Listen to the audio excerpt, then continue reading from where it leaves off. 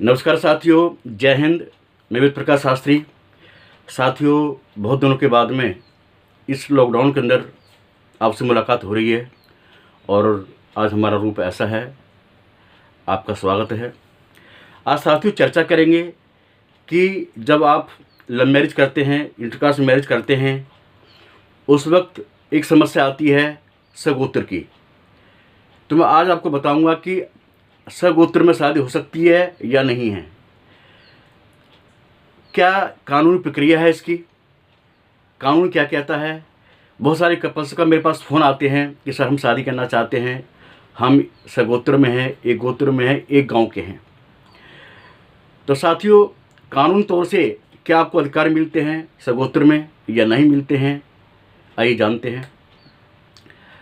साथियों, under Hindu marriage act 1955 के तहत ये है कि आप कानून तौर से अगर आप लव मैरिज करते हैं, इंटरकास्ट मैरिज करते हैं, तो आप सगोत्र में शादी कर सकते हैं। आप अगर एक गांव के हैं, एक गोत्र के हैं, तो भी आप कानूनी तौर से शादी कर सकते हैं। इसमें कोई इलीगल का कोई काम नहीं है। साथियों, कुछ साल पहले सुप्रीम कोर्ट के मुख्य न्यायाधीश श्री दीपक मिश्रा जी और न्यायमूर्ति श्री धनंजय जी ने अपनी खंडपीठ में एक आदेश देते हुए कहा कि अगर कोई अपने गोत्र में शादी करता है, सगोत्र में शादी करता है या अपने जो गांव के लोग हैं वो शादी करते हैं, तो कानून तौर से वो मान्य है। वो शादी करते हैं तो कोई शादी इसको तोड़ नहीं सकता। अगर कोई खा पंचायतें या कोई ऐसे संगठन जो कट्टरवादी संगठन है, अगर इसका विरोध करते हैं, सगोत्र में शादी करने पर लड़का लड़की का विरोध करते हैं या उसको धमकाते हैं या मारने की कोशिश करते हैं, तो साथियों सुप्रीम कोर्ट का आदेश है, अगर ऐसे कपल्स को कोई खा पंचायत या माँ बाप या कोई संगठन प्रताड़ित करता है या मारता है, तो उनके ऊपर कानूनी कार्रवाई होगी, वो सज़ा के हकदार होंगे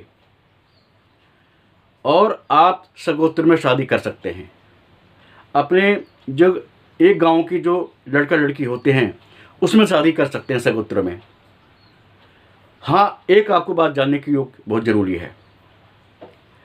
अंडर हिंदू मैरिज एक्ट 1955 के तहत अगर आप सगोत्र में शादी हो सकती है, परंतु एक खून नहीं होना चाहिए।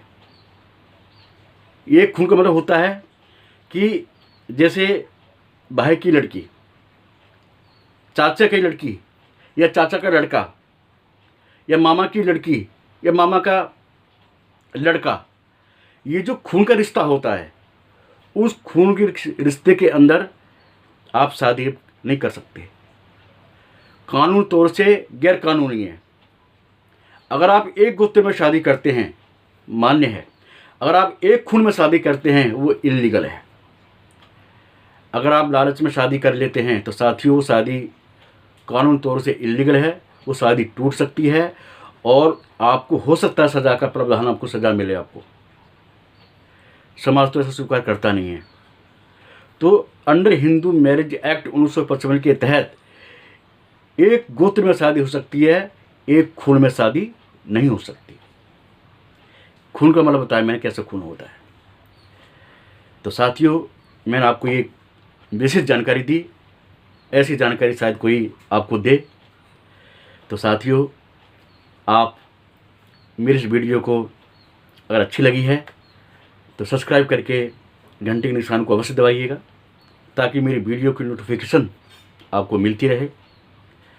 अगर आपको कोई अधिक जानकारी लेनी है या अधिक पूछना है तो मेरे वीडियो कमेंट बॉक्स में जा कर के आप कमेंट कर सकते हैं। वहाँ पर आपको विशेष जानकारी मिलेगी। साथियों, इस वीडियो को अपने दोस्तों में, अपने मित्रों में लाइक करके दूसरों को शेयर करें, ताकि जानकारी उनको मिलेगी तो हो सकता है वो अपने प्यार को, अपनी मोहब्बत को पा सकते हैं। और अगर कोई गलती पर हैं, एक खून में शादी करते हैं, तो उनको बचाव हो जाए। इसलिए साथियों, आपसे निवेदन है, इस वीडियो को अधिक से अधिक मित्रों में, साथियों में शेयर करें, सब्सक्राइब करवाएं। एक छोटी सी जानकारी उनके जीवन के एक संजीवनी बन सकती है, उनकी मददगार हो सकती है।